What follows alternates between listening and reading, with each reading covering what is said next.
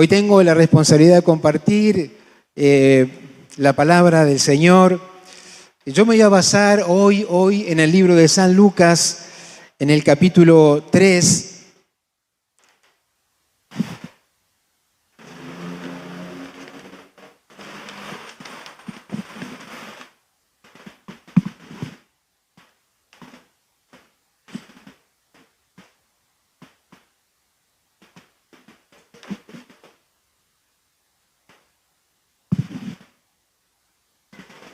Espere que me ordene un poquito.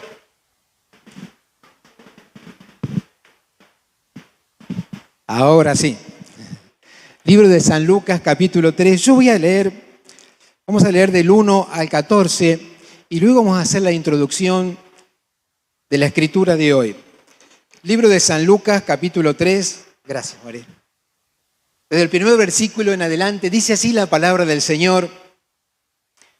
En el año 15 del imperio de Tiberio César, siendo gobernador de Judea Poncio Pilato y Herodes, tetrarca de Galilea, y su hermano Felipe, tetrarca de Iturea y de la provincia de Traconite, y Lisanias, tetrarca de Abilinia, y siendo sumos sacerdotes Anás y Caifás, vino palabra de Dios a Juan, hijo de Zacarías, en el desierto. Y él fue por toda la región continua al Jordán, predicando el bautismo del arrepentimiento para perdón de pecados, como está escrito en el libro de las palabras del profeta Isaías, que dice: voz del que clama en el desierto, preparad el camino del Señor, enderezad sus sendas. Todo valle se rellenará y se bajará todo monte y collado. Los caminos torcidos serán enderezados y los caminos ásperos allanados. Y verá toda carne la salvación de Dios. Y decía a las multitudes que salían para ser bautizados por él: oh generación de víboras, ¿quién os enseñó a huir de la ira venidera? Haced pues frutos dignos de arrepentimiento. Y no comencéis a decir dentro de vosotros mismos: tenemos a Abraham por padre, porque os digo que Dios puede levantar hijos a Abraham aún de estas piedras.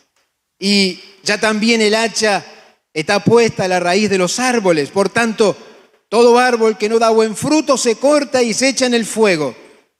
Y la gente le preguntaba diciendo: entonces, ¿qué haremos?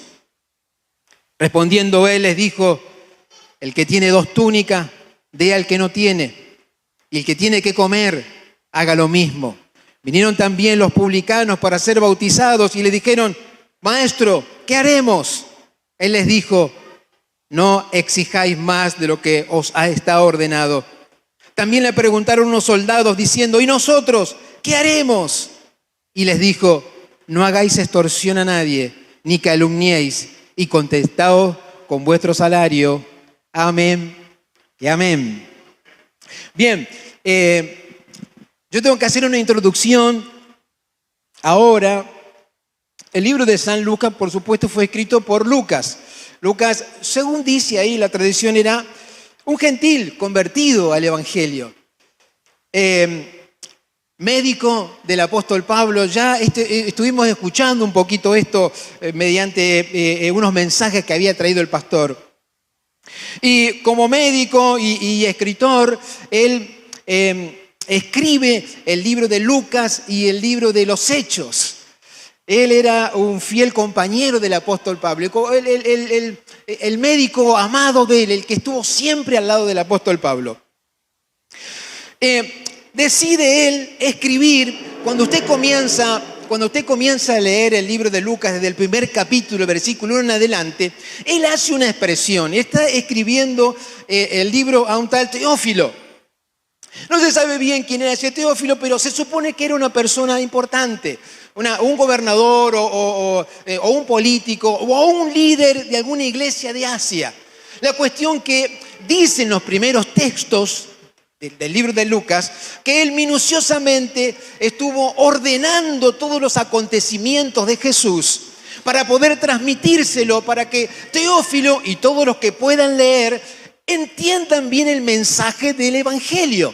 ¿Se está entendiendo hasta ahí? Entienda bien el mensaje del Evangelio. Entonces dice, oh Teófilo, minuciosamente, dice, ¿no? Estuve indagando y escuchando toda la información para poder escribirte. Y después de ese prólogo comienza la historia del Evangelio de San Lucas.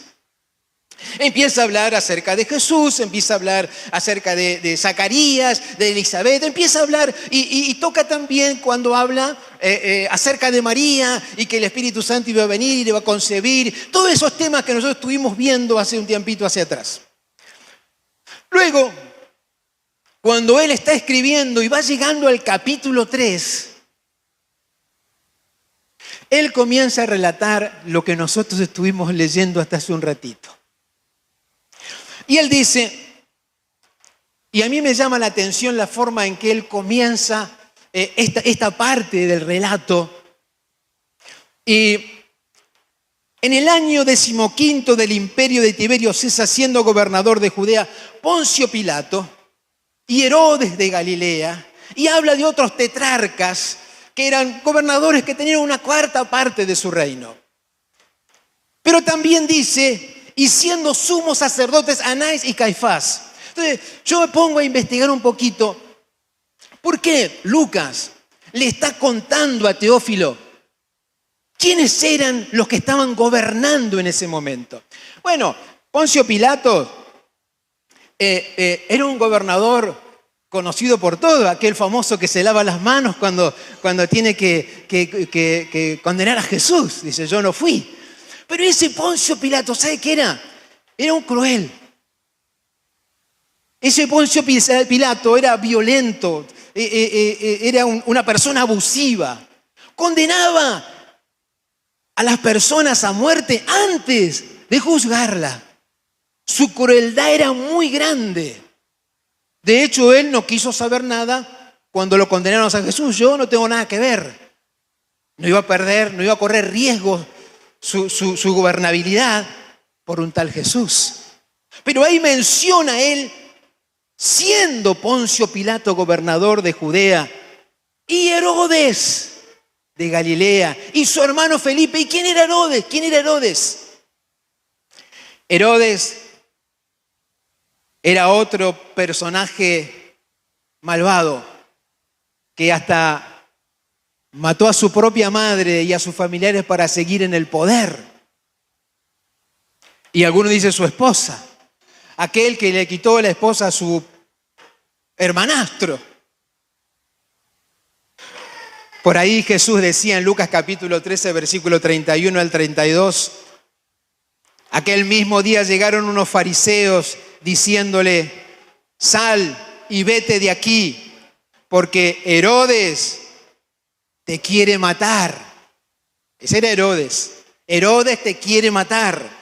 Y les dijo, id y decid a aquella zorra, he aquí echo fuera demonios y hago curaciones hoy y mañana y al tercer día termino mi obra.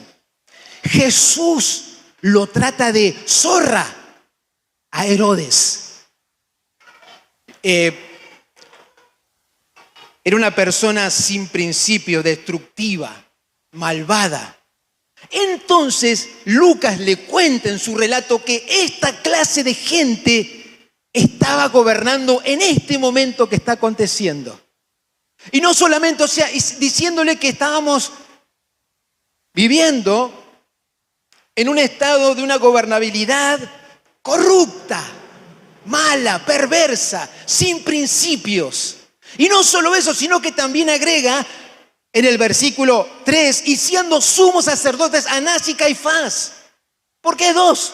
¿Por qué dos? ¿Sabe? La Biblia dice que había un solo sumo sacerdote, el que podía entrar al lugar santísimo. ¿Por qué dos? ¿Por qué dos? Entendiendo que, tratando de hacerle entender a Teófilo que había no solamente una corrupción en el gobierno, sino también religiosa. Por lo tanto, corrupción en el gobierno, corrupción religiosa. ¿Cómo está el pueblo entonces? ¿Cómo se encuentra el pueblo? no tienen ejemplo de vida. Entonces, él comienza este relato diciendo, esta es la calidad de vida que estamos teniendo. Y con su pluma él sigue escribiendo.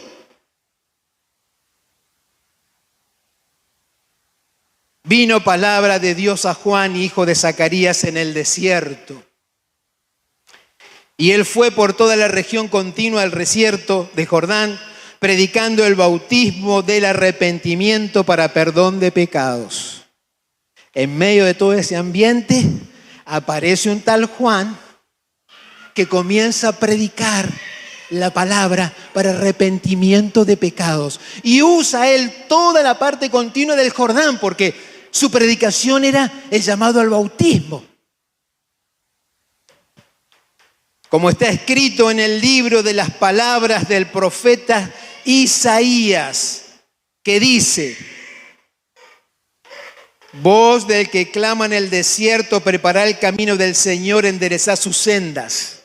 Está diciendo que ahora Juan toma las palabras del libro de Isaías y dice esto el libro de Isaías: todo valle se rellenará y se bajará todo monte y collado, los caminos torcidos serán enderezados y los caminos ásperos allanados, y verá toda carne la salvación de Jehová. Bien, esa es la terminología que usa Isaías. ¿Quién era Isaías? Isaías era una persona estudiosa, capacitada. Algunos dicen que era el secretario del rey Ezequías en su tiempo. Tenía buena oratoria, ¿no? Buen vocabulario, buenas expresiones, buenas enseñanzas. Claro, él era parte del templo allí.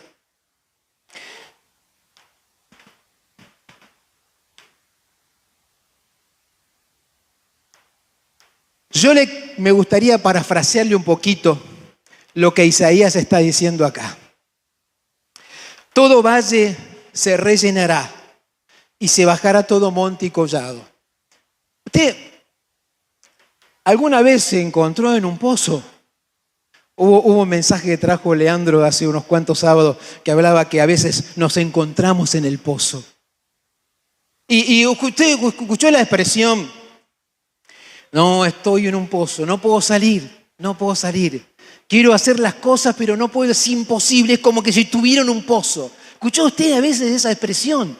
Eso es lo que está haciendo ahora Isaías, diciendo: todo valle se rellenará. Como diciendo, aquellos que están en un pozo saldrán. Y se bajará todo monte y collado. ¿Usted escuchó alguna vez la frase: tengo una montaña de problemas? No se terminan más los problemas, no se me terminan más, y cada vez son más y más y más altos. ¿Escuchó esa frase usted alguna vez? Isaías dice: y se bajará todo monte y collado. Como diciendo, la montaña de problemas se bajará. Ya no habrá más montaña ni collado. Se solucionará eso. Y también dice, él le agrega, Isaías le agrega: y los caminos torcidos serán enderezados. ¿Escuchó usted la frase alguna vez? Ando retorcido, torcido ando. No puedo encontrar el camino, no me sale una. ¿Escuchó usted esa frase alguna vez? Yo la escuché, por eso lo digo. Porque lo oí, todas estas frases fueron oídas por mí. Y Isaías dice: lo torcido se enderezará. Él está diciendo, él está profetizando, pero está diciendo eso con estas palabras. Está diciendo eso. Los caminos se enderezarán y los caminos ásperos allanados.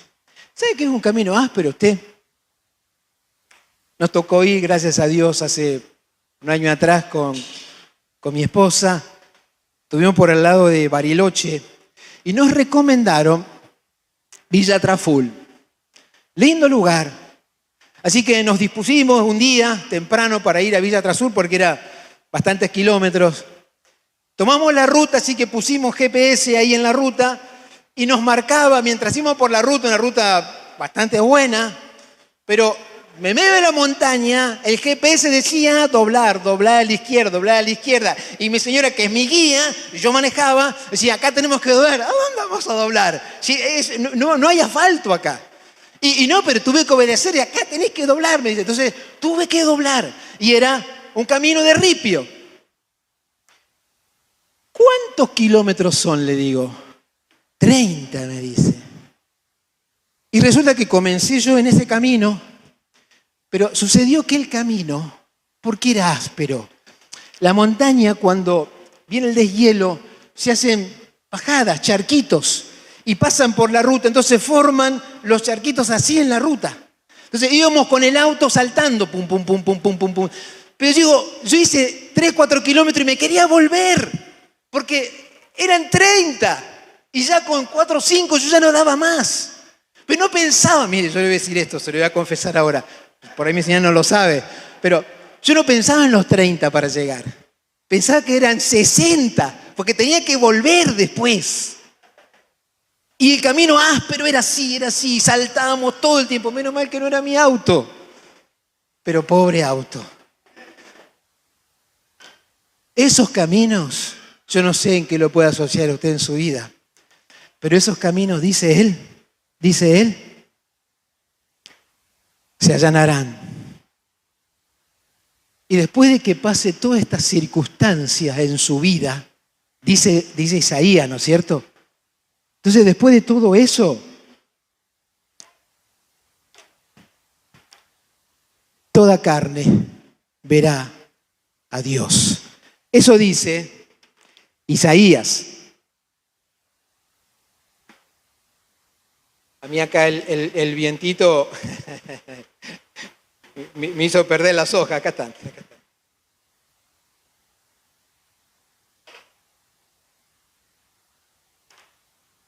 Así que esa es la promesa. Ahora, esa promesa, está escribiendo Lucas, no se olvide, Lucas tiene que introducir en esto que estuvimos hablando a Juan el Bautista. Tiene que introducirlo a él. Porque en este caso el protagonista es Juan el Bautista, no Isaías. Juan el Bautista toma lo que Isaías dijo para poder cumplir Juan el Bautista lo que Isaías profetizó. Entonces acá entra en juego Juan. Y Juan dice, y decía a las multitudes que salían para ser bautizados por él, oh generación de víbora, ¿quién os enseñó a huir de la ira venidera? Haced pues frutos dignos de arrepentimiento y no comencéis a decir dentro de vosotros mismos, tenemos a Abraham por padre, porque os digo que Dios puede levantar hijos a Abraham aún de estas piedras. ¿Usted está notando el relato? Una persona con cultura, con educación, nos trae frases que tenemos que descifrar. Todo valle será lleno, no toda montaña bajará. Y de repente aparece alguien que dice, hacer frutos dignos de arrepentimiento. Acá estamos hablando de dos cosas distintas. Alguien que con mucha delicadeza se está manifestando, dando promesa de Dios a la gente. Y el que recibe ese mensaje, claro, Juan estudió en el desierto. Él estaba acostumbrado a los caminos que yo pasé. Él estaba acostumbrado al frío, al calor. Él se crió ahí. Él estudió ahí. Él no venía con medias tintas. Él expresaba lo que Dios le decía que tenía que decir. Entonces que no se preocupaba por mucha oratoria él. Él no tenía eso en la cabeza. Él tenía que decir blanco o negro. Eso es lo que tenía que decir, porque él tenía que transmitir a la gente mensaje de salvación. Y cuando el mensaje es su mensaje de salvación, no hay medias tintas. No le puede decir a la persona, bueno, arrepentite de la mitad de tu pecado, a ver cómo Dios te puede ayudar. No le puede decir así. Juan el Bautista sabe que se arrepiente o se va al infierno. Él no tiene delicadeza al hablar. Él está expresando, porque ¿sabe qué pasa? Juan el Bautista, ¿sabe qué está haciendo? Está predicando el Evangelio. Él sabe que está predicando el Evangelio.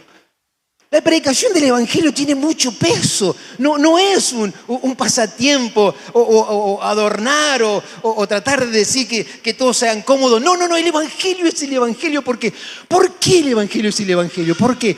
Porque hay promesa de Dios. Porque la montaña se va a bajar. Porque el pozo se va a rellenar. Porque los caminos torcidos se van a enderezar. Y porque van a ver a Dios. Entonces eso no es cosa de todos los días. No sé si usted me está entendiendo. No es cosa de todos los días. Eso tiene mucho peso. Estamos hablando de Dios. Entonces Juan entiende eso y le tiene que hablar a la gente. Porque no se olvide, viene de unos gobernantes corruptos y de los religiosos realmente que también tenían las suyas. Entonces, la gente, ¿qué hacía? Y decía la multitud que salían para ser bautizados por él. Venía la gente, claro, él traía palabras de salvación. Entonces la gente decía, bueno, total, voy y me bautizo y se terminó el asunto. Pero él los detectaba y usaba una frase dura. Oh, generación de víboras, ¿quién nos enseñó a huir de la ira venidera? No tenían conocimiento ellos de lo que significaba la salvación. ¿Quién nos enseñó, dice, para venir a arrepentirse de esta forma? ¿Y sabes cómo lo llama? Generación de víboras. Jesús, en algún momento, trató a los fariseos como que eran descendientes. ¿De quién? Del diablo, porque la víbora estaba asociada al diablo. Entonces ustedes son de vuestro padre el diablo, porque él habla mentira y es homicida desde el principio. Le hablaba así a ellos. Entonces Juan usa este término que también eran una generación dirigida por mentirosos y gente que engañaba. Ellos eran parte de eso. Y venían a bautizarse. ¿Había un problema en bautizarse? No. ¿Sabe que como el bautismo se tenía que meter al río y ser sumergido y salía? Pero eso se puede tomar de dos formas. Un acto o hacerlo por fe. Y Juan veía que ellos venían a hacerlo por un acto. Y acá se trata de la salvación. Entonces él tiene que llamarle la atención y decirle, comprendan. No es venir a sumergirse, es venir a arrepentirse primero. Y después, si quieren, se pueden sumergir. El asunto es que, y él dice, ¿quién nos enseñó a huir de la ira venidera? ¿Sabe por qué? Mire, ¿sabes? Las serpientes, las víboras, ellas en aquel tiempo, en aquel lugar, se metían en los manojos. Y cuando ellos incendiaban los campos para poder volver a sembrar, las víboras salían rápido alejándose del fuego. Entonces él trae la imagen y dice, generación de víboras, ¿quién nos enseñó a huir de la ira venidera? Vea en ello, Juan, qué terrible este hombre, ¿no? Pero él veía eso en esa gente y decía, haced pues frutos dignos de arrepentimiento y no comencéis a decir dentro de vosotros mismos, nosotros también somos hijos de Dios. Así que ningún problema. Juan, vos sos hijo de Dios, nosotros también. Pero Juan dijo, no.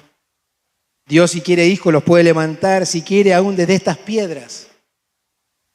Pero ese no es el trato. El asunto es que los corazones que están son los que necesitan la conversión.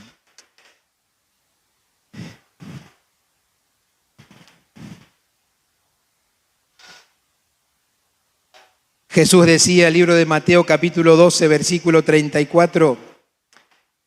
Jesús decía, generación de víboras, ¿cómo podéis hablar lo bueno siendo malos? Porque de la abundancia del corazón habla la boca.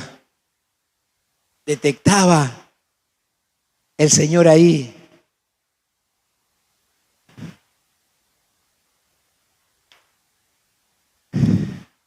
Y a mí me llama la atención esta parte. Haced pues frutos dignos de arrepentimiento y no comencéis a decir entre vosotros mismos, ¿qué es un fruto de arrepentimiento? Usted sabe qué es un fruto de arrepentimiento. Claro, parafraseando es arrepentirme de lo que hago y no volverlo a hacer. Por ahí en la Escritura dice, si lo que destruí vuelvo a edificar, transgresor me hago. Dice, ¿qué es un fruto digno de arrepentimiento? Por allí decía, es cambiar nuestros deseos y acciones para seguir las enseñanzas de Dios. Por ejemplo, el hijo pródigo comenzó a vivir perdidamente con sus deseos y con sus vicios, pero en un momento se cansó de sus deseos y de sus vicios porque estaba en la miseria y dijo, tengo que arrepentirme y como fruto de mi arrepentimiento lo tengo que mostrar, el fruto de mi arrepentimiento. Iré a la casa de mi padre, de padre, he pecado contra el cielo y contra ti. Ya no soy digno de ser llamado tu hijo. Claro, él no era buscado entre las piedras, ¿vio? Este sí quería ser un verdadero hijo, porque traía arrepentimiento, frutos de arrepentimiento, frutos de arrepentimiento. Es detectar qué estoy haciendo mal. Es comprender en qué estoy errando. ¿Por qué es que tengo los caminos torcidos? ¿Por qué es que las montañas de problemas siguen, no se bajan nunca? ¿Por qué estoy metido en un pozo? ¿Por qué mi camino no se analla totalmente? ¿Por qué? ¿Por qué? Frutos de arrepentimiento. Tengo que demostrar de lo que yo era, tengo que cambiar. Venir a la iglesia produce un cambio. Estar con Dios produce un cambio. Usted en la calle será uno más de todos los que caminan, pero con Dios hay una diferencia, hay un cambio. Alguien nota que usted es distinto. Alguien percibe sus actitudes, su comportamiento, su forma de hablar, su vocabulario.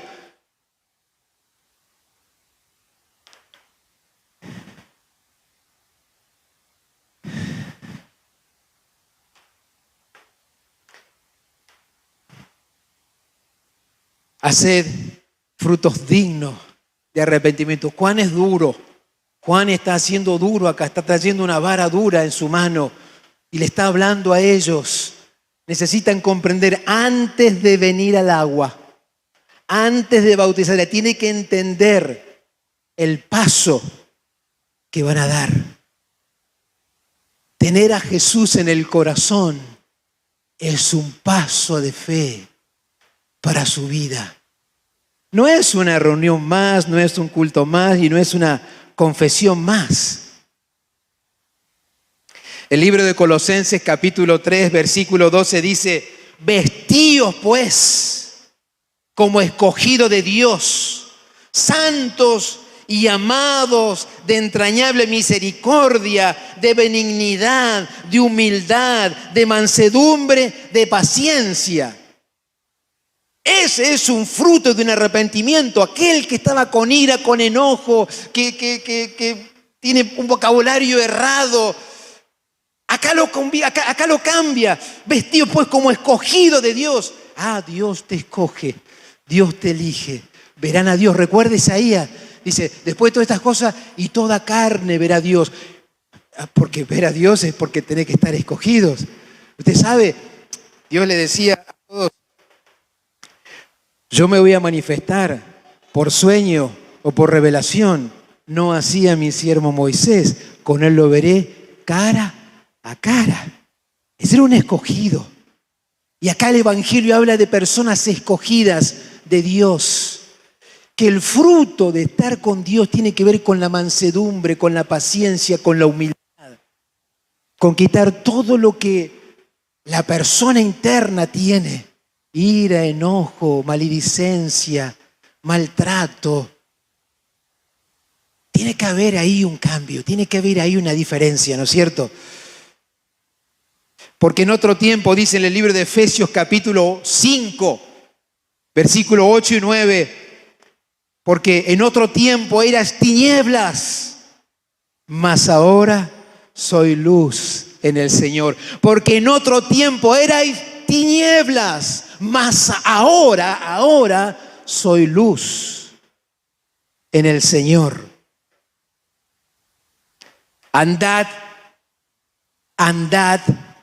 como hijos de luz, porque el fruto del Espíritu en él es toda bondad, justicia y verdad. Juan está predicando, Juan está diciendo, está trayendo un mensaje, parece fuerte, apunta alto, pero tiene una consecuencia, el saber escuchar y el oír y el buscar el arrepentimiento. El libro de Romanos capítulo 6, yo me detengo un poquito acá, ahora sigo, pero necesito detenerme un poquito acá. Hay algo que el Señor me estuvo golpeando estos 2 días, estos 2 últimos días, sabiendo esto, que nuestro viejo hombre fue crucificado juntamente con él para que el cuerpo del pecado sea destruido a fin de que no sirvamos más al pecado. Mensaje de Juan, haced frutos dignos de arrepentimiento. O sea, ¿sabe que el creyente, todos pecamos? No hay uno. Porque la Biblia dice, no hay uno que sea bueno. Porque nuestra tendencia es el pecado, la humanidad es el pecado. Ahora, nosotros sí vivimos y pecamos. La diferencia es que el creyente no vive en pecado. El creyente se arrepiente de su pecado. Y es lavado, y es limpiado, y es perdonado. Y una vez más, hijo de luz, hijo de Dios. Claro, es imposible no pecar, no hay forma. No tenemos esa capacidad. Hay una descendencia que traemos, la descendencia de Adán, la traemos puesta. Hemos conocido el bien y el mal, y ya cuando conocemos el bien y el mal, sonamos. Tenemos una lucha interna todo el tiempo. Pero ahí está el Señor, la luz, el Rey de Reyes y Señor de Señores, el que tuvo que ir a la cruz y derramar su sangre para lavarnos y limpiarnos. Y que su sangre de manera continua, lava, limpia nuestros pecados. El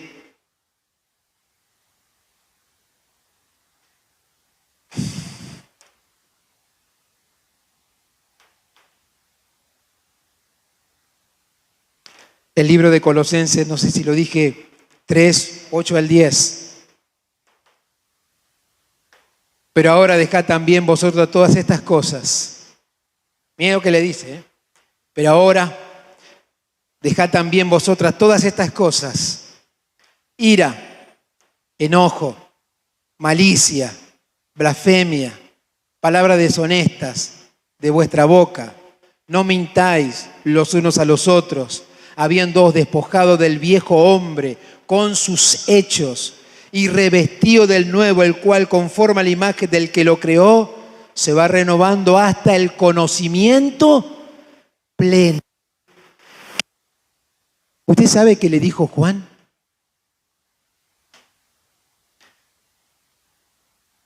A los que venían a bautizarse, ¿quién nos ha enseñado de huir de la ira venidera? Porque no había nadie que les enseñe. Ahora acá dice que estas prácticas,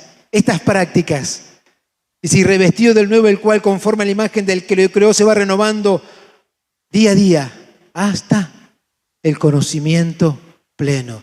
Necesito todo el tiempo investigar, tener conocimiento en la Escritura que me ayude a ser parte de la generación que se salva, de la generación que está puesta para que las montañas se bajen, para que los pozos sean llenos, para que los caminos torcidos se alineen. Es una promesa de Dios.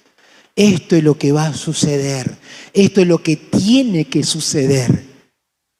El problema es que necesitamos aprenderlo. Necesitamos aprenderlo. Y Juan dice, y también el hacha está puesta a la raíz de los árboles, por tanto todo árbol que no da buen fruto se corta y se echa en el fuego.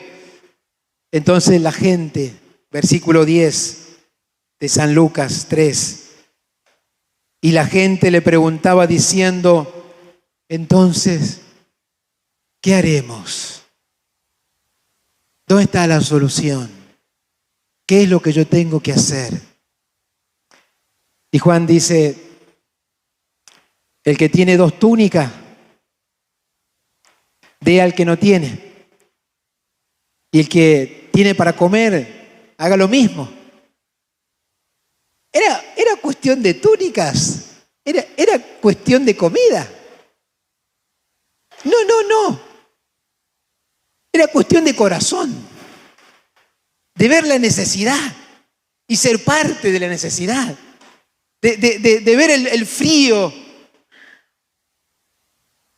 El libro de, creo que Lucas, no, creo que Santiago. No tengo el texto, pero lo tengo anotado acá. Santiago dice, y si un hermano o hermana están desnudos y tienen necesidad del mantenimiento de cada día, y alguno de vosotros le dice, id en paz, calentaos y saciaos, pero no les dais las cosas que son necesarias para el cuerpo, ¿de qué aprovecha? Juan le dice a ellos, ¿qué haremos? ¿Qué haremos? Juan le quiere decir, traten su corazón. Si hay egoísmo, quiten el egoísmo.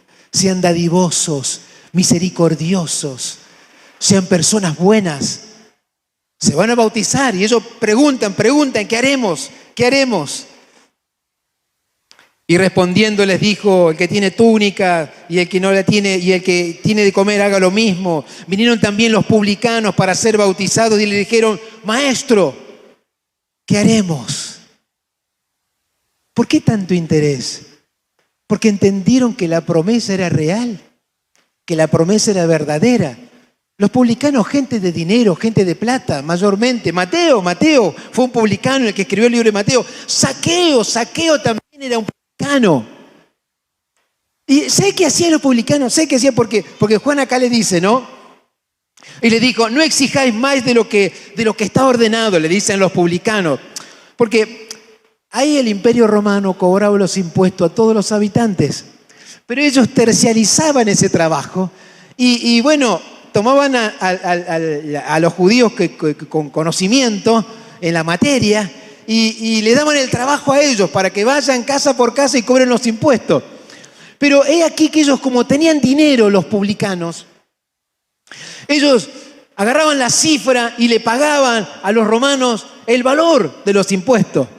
Y ellos mandaban a personas a golpear las puertas y en muchos casos duplicaban los impuestos.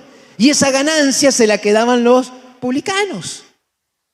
Por eso Zaqueo por ahí, cuando es rescatado por Jesús, que se baja del árbol, dice, si en algo he ofendido, si a alguien le he robado, se lo devuelvo cuadruplicado. Porque tenía dinero, porque sabía que hacía esas cosas. Entonces él dice, no exijáis más de lo que está estipulado. Como diciendo, no ensucien el corazón por dinero. No lastimen su corazón por dinero. Sea legal. Lo que te toca, te toca. Ahí no hay engaño. ¿Qué tiene un peso más, un peso menos? El problema es el corazón. Que no se dañe, que no se lastime, que no se perjudique por una mala acción. Y vinieron también,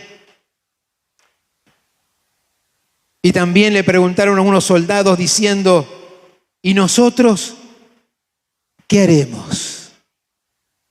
Él les dijo, no hagáis extorsión a nadie, ni que alumniéis, y contentaos con vuestro salario. Los soldados, cuando necesitaban plata, iban y amenazaban a la gente, diciendo, voy a decir que estás hablando mal de César. Eso era una condena. Entonces, recaudaban ellos. Pero ¿saben los soldados? Entendieron el mensaje de Isaías y dijeron, ¿y nosotros qué haremos?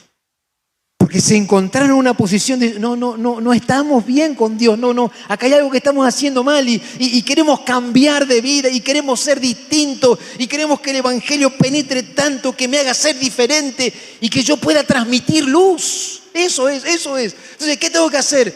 Pues, bueno, no exijan, no ensucien, no lastimen su cuerpo por acciones, por palabras, por conductas, porque van a perder la bendición que Dios tiene preparado para cada uno de sus hijos. Y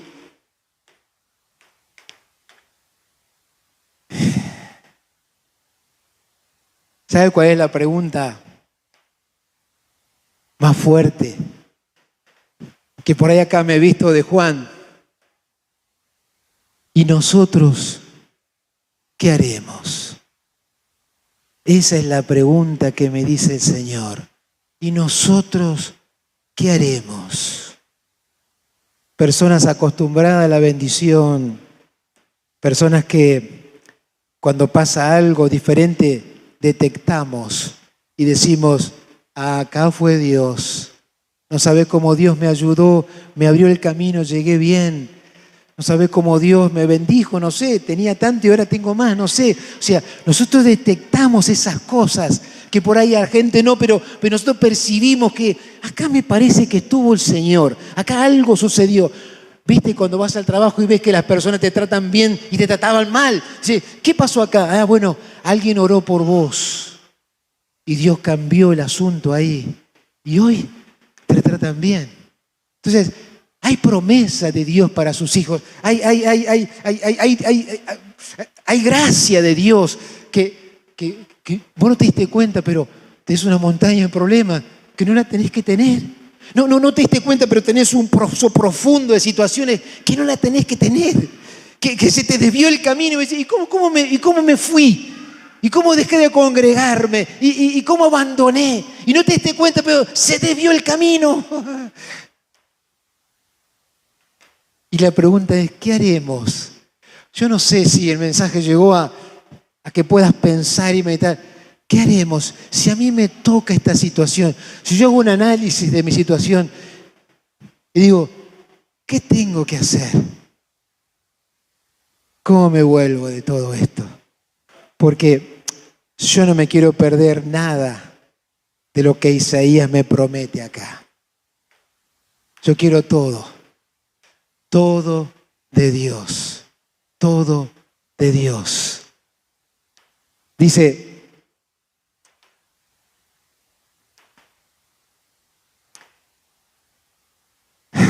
Salmo 25:4, dice así.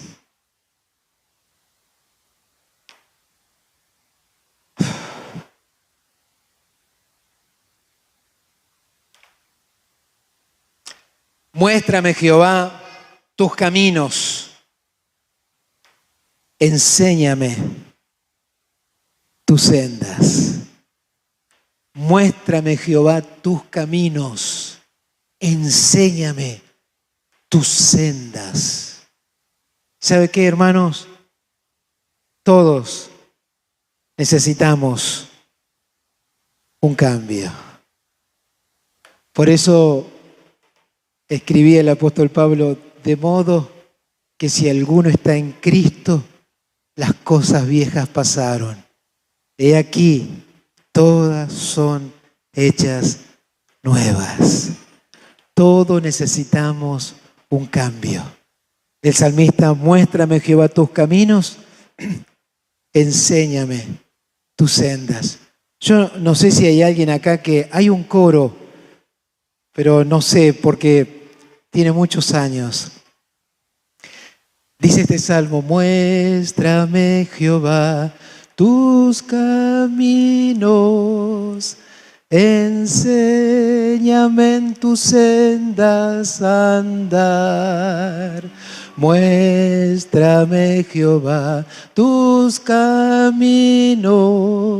Enséñame en tus sendas a andar.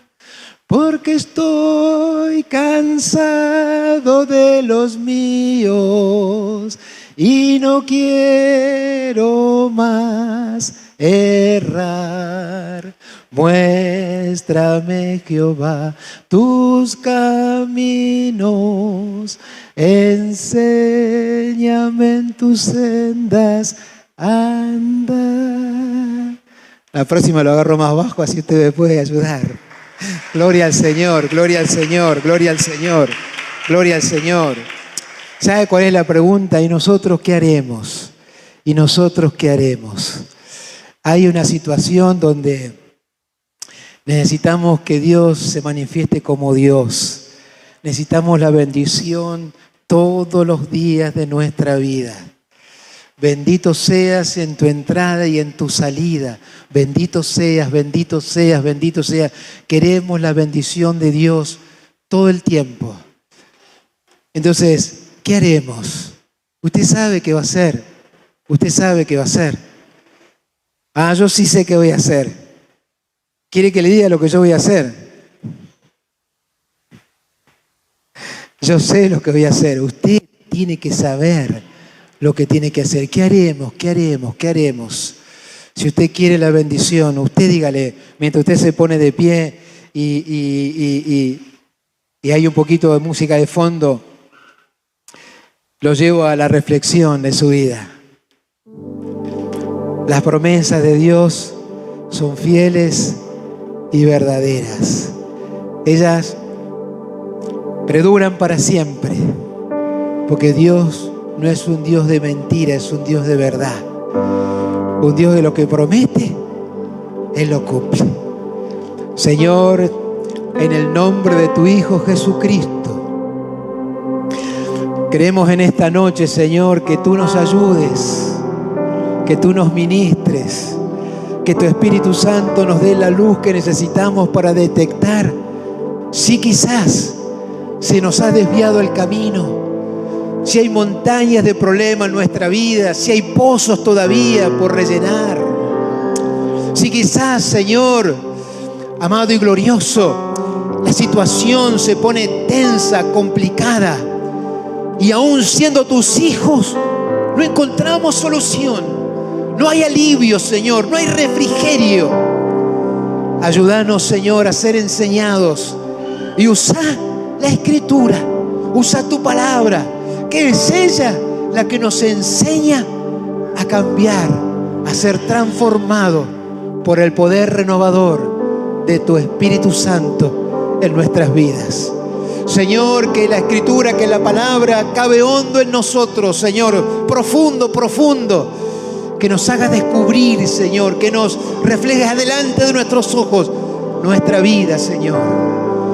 Por allí decía el salmista, cuando encubrí mi pecado, mis huesos, Señor, se abatían, pero cuando yo los confesé, recibí sanidad por la transformación y la comunicación contigo, Señor. Confesé y fui libre, confesé y fui sano.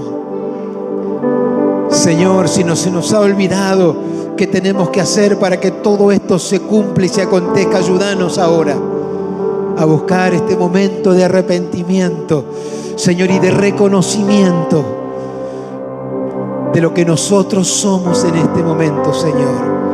Deseamos tu bendición, tu fortaleza, que tu Espíritu nos acompañe y que estés a nuestro lado todo el tiempo, Señor. Te bendecimos, bendecí esta palabra, Señor, bendecí este mensaje en cada uno, Padre. Trae luz y enseñanza a cada uno de nosotros. En el nombre glorioso de tu Hijo Jesús, bendita sea tu palabra para tu gloria, para tu honra y alabanza. Amén, amén y amén y amén. Dios les bendiga, hermanos. Dios les bendiga. Dios les bendiga. Gloria a Dios.